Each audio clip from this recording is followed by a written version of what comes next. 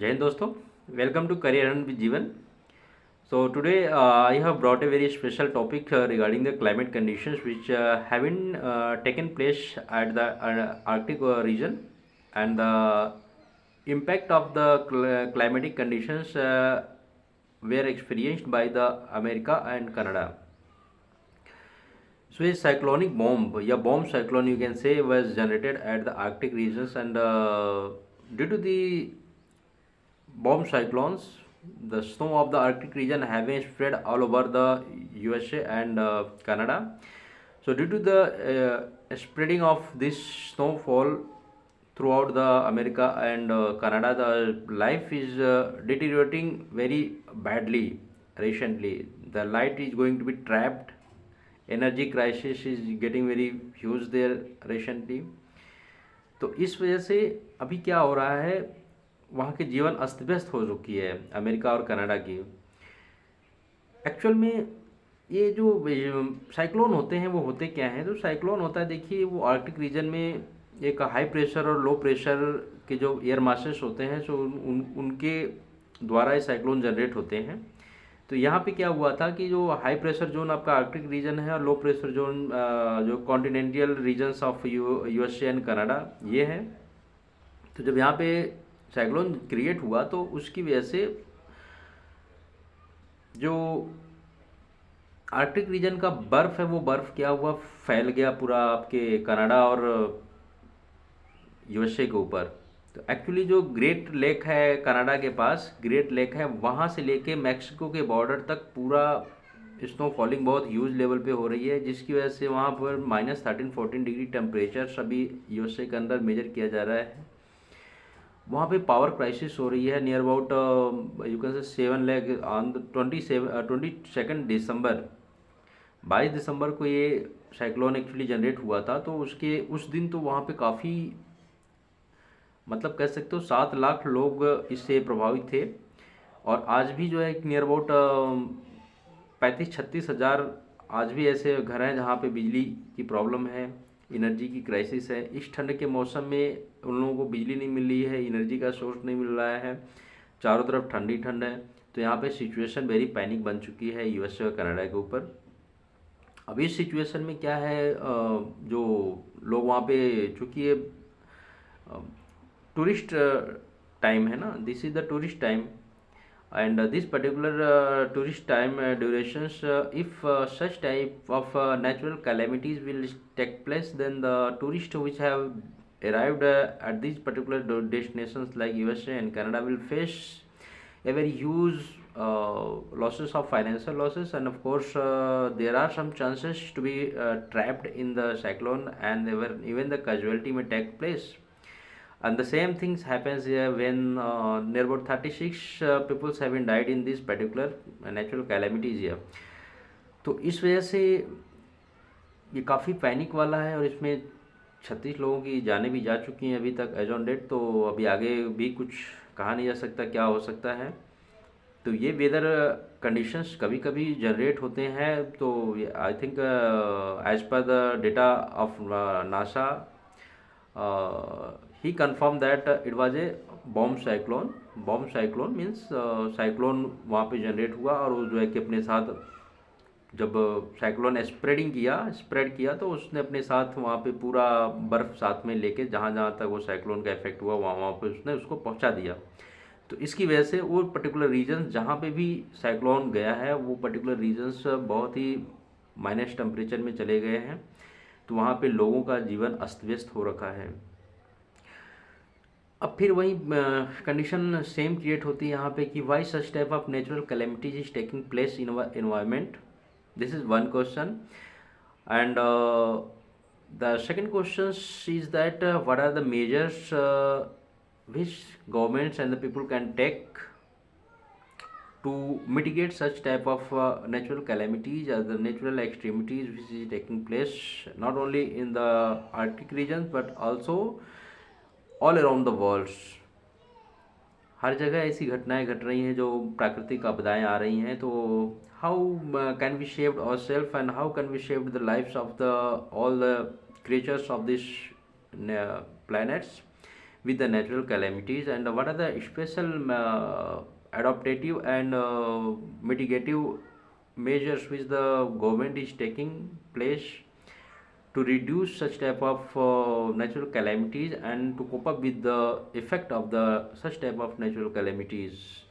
तो इसके ऊपर जो COP27 हुआ था उसमें काफ़ी चर्चाएं हुई हैं अभी कि मिटिगेशन एडाप्टेशन फंड जनरेट किया जाए, जो $100 बिलियन का टारगेट, एनुअल टारगेट्स है, वो मतलब कि इम्प्लीमेंट किया जाए ताकि जो इस तरह की कलेमिटी से मुक्ति मिले और जो है कि इस तरह की कलेमिटीज़ को हम अपना फेस करने के लिए कोई स्ट्रेटजी बना सके।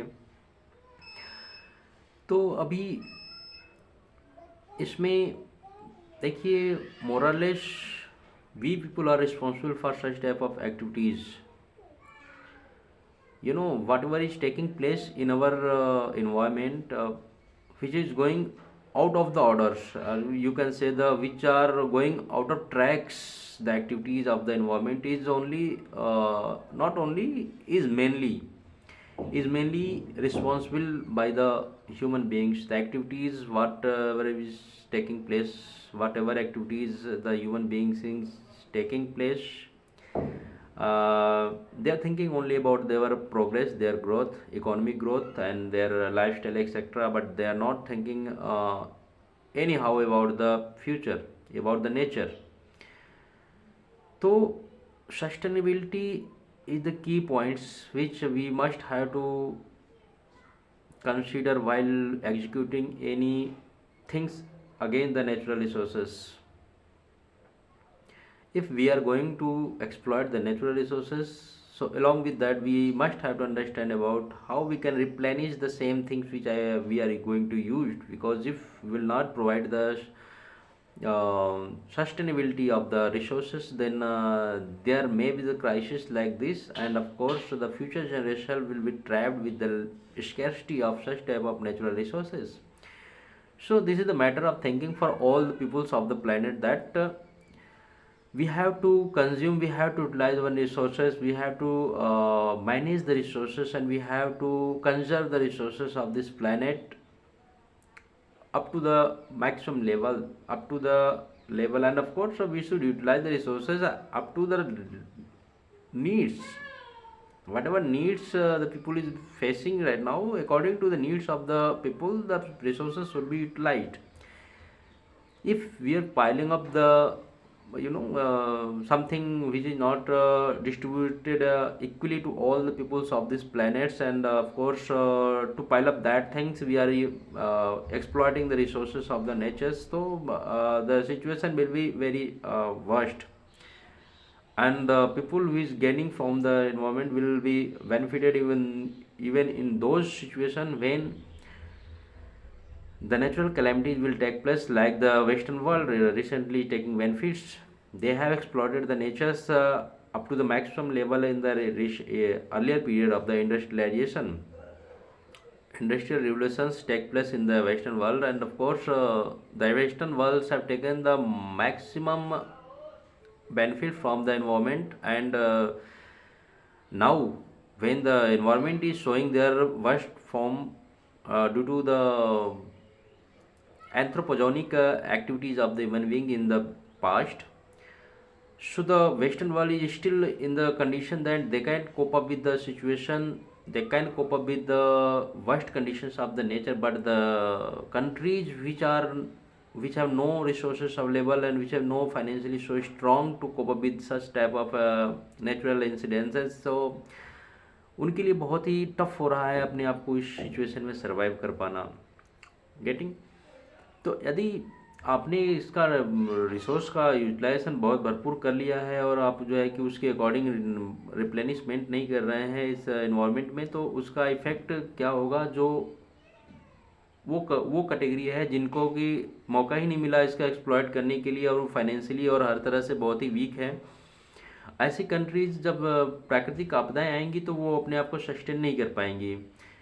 और जो कंट्री जिनकी वजह से आपदा आई है, वो कंट्री अपने आप को इतना वेल इस्टेब्लिश्ड कर चुके होते हैं कि वो अपने आप को बचा पाते हैं ऐसी कंडीशन में भी। तो कहने का मतलब मेन मोटिव्स यहाँ पे ये है कि the countries which have exploited the nature up to very large levels, they must have to consider कि हमें दूसरों के लिए भी कुछ करना है। नहीं करेंगे तो देखिए, एज ऑफ माई व्यूज़, जहाँ तक मेरी राय है इस पर्टिकुलर थिंग्स के ऊपर, and all the events which are taking place in the world, और you can say in the universe, है ना।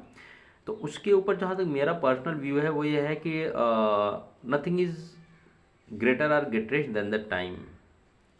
Time cycle justified, time cycle justify with all the peoples, all the things of this planet. So if you will not do something for those which who are required for these particular things, then automatically time will do that things. This is my perceptions, and of course you too can analyze these things with the examples. Recently, for example, recently the bomb cyclone, which is deteriorating the life of the USA and Canada, the most developed nation of this world. And of course the corona activities, coronavirus, which is destroying the economy of the China.